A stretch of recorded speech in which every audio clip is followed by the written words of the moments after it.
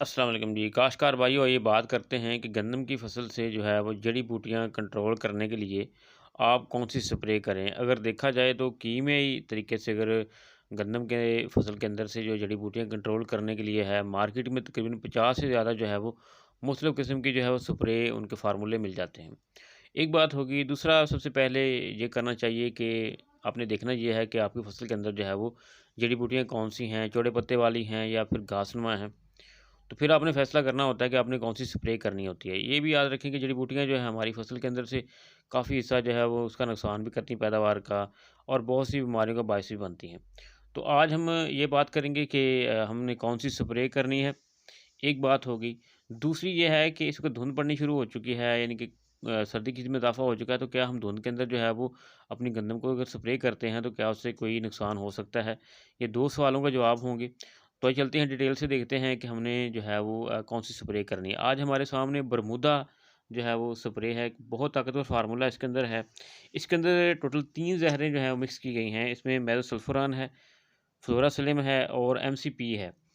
तो इसकी वजह से अगर इसका फ़ार्मूला अगर हम इस्तेमाल करते हैं तो इससे हम जो है गन्ने में मौजूद दुम्बी सिट्टी, जई, जंगली पालक, सेंजी, मेना, रेवाड़ी, शातरा, धानक और उसके अलावा जंगली मटर है, लइया है, करुंड है, बाथू है, दरानक है, जो घासमा जड़ी-बूटियाँ हैं वो भी तमाम किस्म की।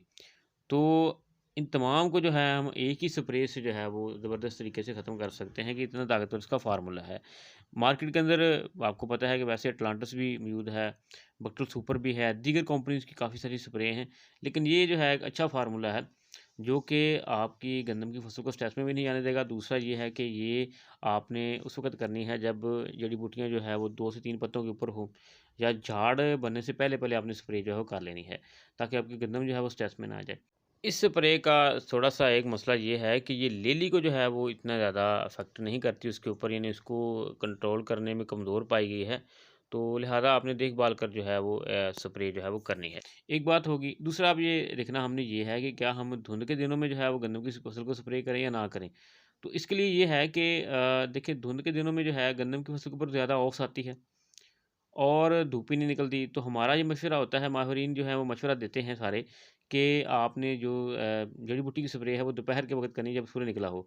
तो जब इतनी ओस पड़ी होगी, उसके ऊपर पानी के कतरे होंगे, जब आप ये स्प्रे करेंगे कोई भी, ये नहीं तो कोई और स्प्रे जड़ी-बूटी करेंगे तो वो गन्नम की फसल को उल्टा फ़ायदे के बजाय नुकसान हो जाता है। अक्सर काश्तकार ये जो है वो पूछना शुरू कर देते हैं कि जी हमने स्प्रे की और उसके बाद गंदम पीली हो गई, स्ट्रेस में चली गई। अब देखिए उसका बढ़ोतरी भी रुक जाएगी और आपके लिए मज़ीद जो है मसाइल बनेंगे। तो लिहाज़ा कोशिश करें कि आपको पता है कि धुंध जो है वो सारा साल तो नहीं रहती, लेकिन कोई 10-12 दिन की धुंध होती है।